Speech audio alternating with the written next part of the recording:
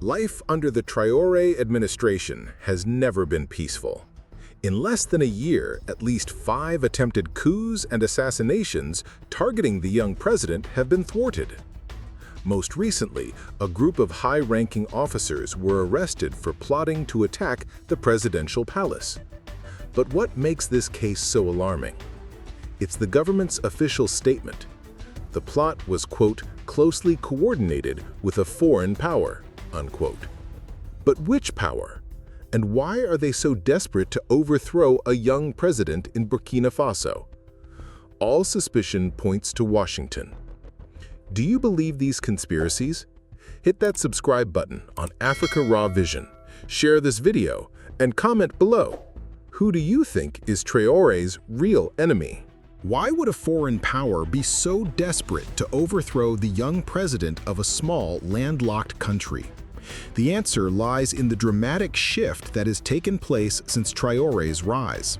He has systematically dismantled decades of Western influence, striking at the very heart of their strategic interests. First, the expulsion of French military forces, a move that created a security vacuum and severed a key pillar of NATO's anti-terrorism efforts in the region.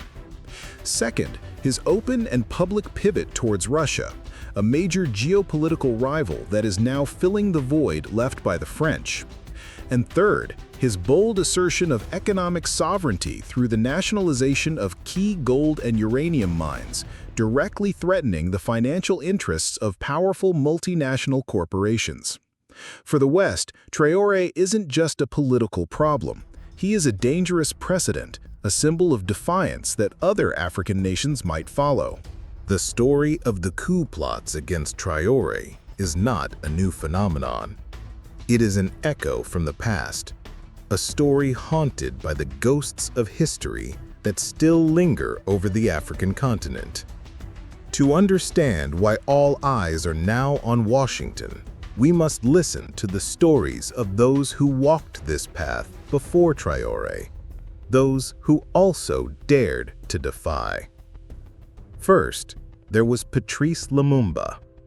In the 1960s, he was the first independent leader of Congo, a young and passionate orator who fiercely opposed Western interference. When he sought to nationalize resources and turned to the Soviet Union for help, he became an unacceptable threat.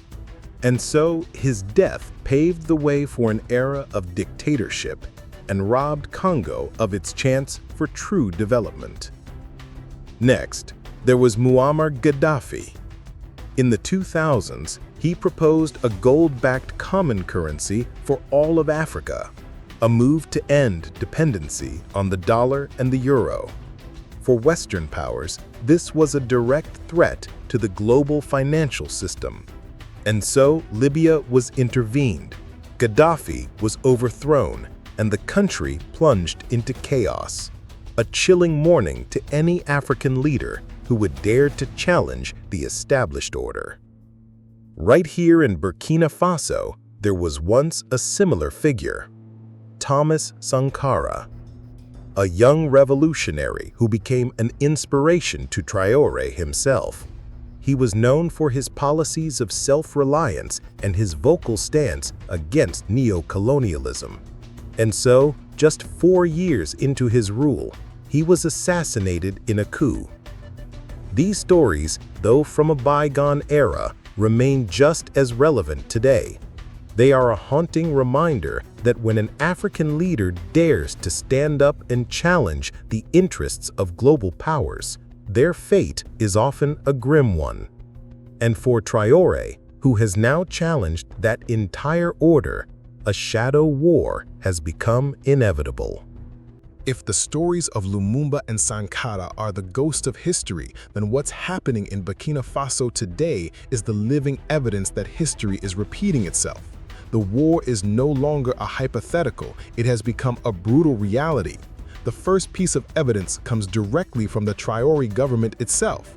In a shocking public announcement, they confirmed the arrest of a group of high-ranking officers with deep ties to former Western partners. These were not the hastily assembled schemes of disgruntled soldiers. These were the marks of professional intelligence work. The evidence, though circumstantial, is compelling. Seized communication equipment, meticulously detailed operational plans, and financial records that point to external funding. The timing of these plots is no accident. They intensified precisely when Traoré's government made its most radical moves: the expulsion of French forces, the nationalization of resources, and the formal declaration of the Alliance of Sahel States. The official denials from Western capitals are immediate and predictable, yet the question remains: if these plots are purely internal, why do they so neatly align with every major anti-Western policy decision made by Traoré? To understand this, we must examine the modern motives. Burkina Faso is the fourth largest gold producer in Africa, and its soil holds vast reserves of uranium. For decades, these resources were controlled by Western corporations. Traoré's government conducted a full audit of these contracts, labeling them as a form of economic colonialism. He then did the unthinkable. He nationalized these mines, redirecting the profits towards national development and his volunteer army. This move, more than any other, directly threatened the financial interest of powerful international entities. It's a direct challenge to the old system, and the cost of losing that control is in the billions. The expulsion of French forces created a security vacuum that the United States viewed with alarm. More importantly, Traoré's actions directly threatened the Western military architecture in the Sahel. In neighboring Niger, the U.S. has a crucial drone base, a key pillar of its counterterrorism efforts in the region. The new AES alliance, with its anti-Western stance, poses a direct threat to this strategic position. The fear in Washington is that Traoré's rebellion, if successful, could destabilize the entire region and lead to the closure of their military bases. This would be a catastrophic blow to American influence in Africa. Traoré's open embrace of Russia is the most potent threat of all. He has not only turned to Russia for military support, but has also framed this alliance as a partnership of equals, a model for a new independent Africa. The Russian Africa Corps, a direct replacement for Western influence, is now actively training and protecting Traoré's government. This is a direct challenge to the Western monopoly on military and security assistance in Africa. The West fears that the spread of this model will lead to a loss of influence and a new Cold War in Africa. For the average citizen, the story is not about geopolitics, but about a new kind of hope. They see a young leader who is finally standing up to foreign powers. They see a government that is using its own resources to build its own future. The narrative of a CIA plot resonates because it aligns with their historical memory of foreign intervention and their deep-seated desire for true sovereignty. If Western powers cannot topple Traoré with force, they will resort to their second-best weapon, the media. This is a subtle yet relentless war where the narrative itself is a more powerful weapon than a bullet.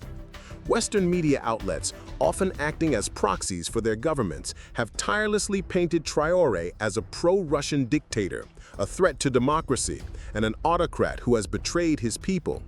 They relentlessly highlight the country's security issues and economic instability, but they conveniently fail to mention the decades of Western influence that created these problems in the first place.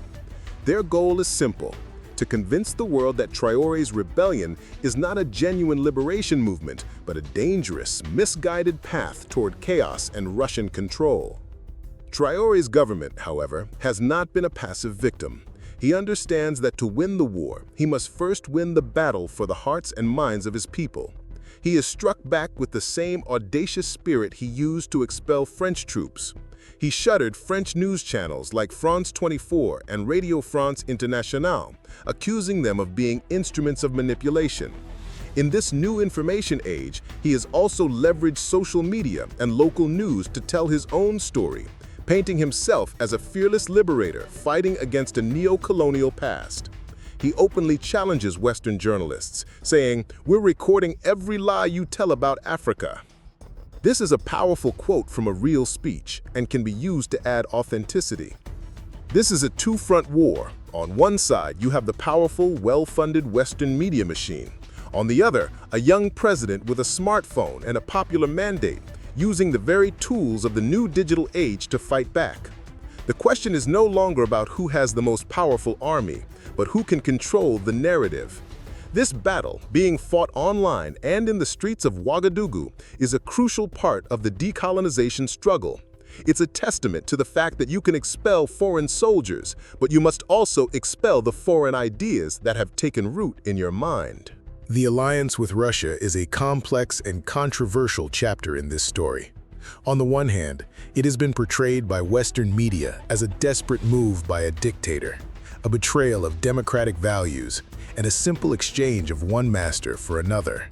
But to the people of Burkina Faso and its allies, it is seen as a strategic necessity. The Russian military advisors and security forces are the guardians that Traore has chosen to protect his government and his revolution from internal and external threats, the very kind of plots that were just discussed. In this new, high-stakes geopolitical chess game, Traore understands that to win, he needs a powerful partner. This is not just a military pact, it is the foundation of a new ideological bloc. The Alliance of Sahel States, AES, formed by Burkina Faso, Mali, and Niger, is a direct challenge to the old order. It is a new alliance based on a shared vision of sovereignty and self-reliance. This is the reawakening of the Pan-African dream, a dream of a united Africa free from foreign interference, first envisioned by leaders like Kwame Nkrumah and Thomas Sankara. The AES is turning that dream into a reality. They are planning a new economic system, a shared security force, and are actively working to cut the colonial strings that have bound them for decades. This audacious move has sent shockwaves across the continent and beyond. In neighboring countries like Togo and Benin, citizens are starting to question their own government's reliance on foreign aid and military protection. They are asking, if Burkina Faso can do this, why can't we? Traore has become a symbol, a beacon of hope for a new generation of Africans who are ready to take control of their own destiny. This is a powerful, emotional movement, one that is not driven by headlines or political slogans, but by a genuine hunger for change. The world can no longer look away. The assassination and coup plots against Traore are not isolated events. They are part of a hidden war, a global struggle for control, where geopolitical interests, natural resources, and power are all at stake. Traore's audacious rebellion against his former colonial masters has ignited a new era of decolonization, but it has also thrust him into a high-stakes game of survival against a powerful shadow enemy. The question that remains, the one that history will ultimately have to answer, is this: who will win this chess game? Will it be the powerful, shadowy hands of foreign powers or the unbreakable will of a rising Africa? The truth lies somewhere in the middle, but the story is still being written. The real lesson here is not about who is good or evil, but about who has the courage to change the narrative. Traore has shown that it is possible to stand up even against a global system that seems to be rigged against you. Join the conversation. What do you think about Traore's actions? Is he a liberation hero or a Russian pawn? Share your thoughts and opinions in the comments below. This is the final chapter of this video, but the story of Africa's decolonization is far from over. Like, subscribe, and hit the bell icon to get the unfiltered truth on Africa Raw Vision.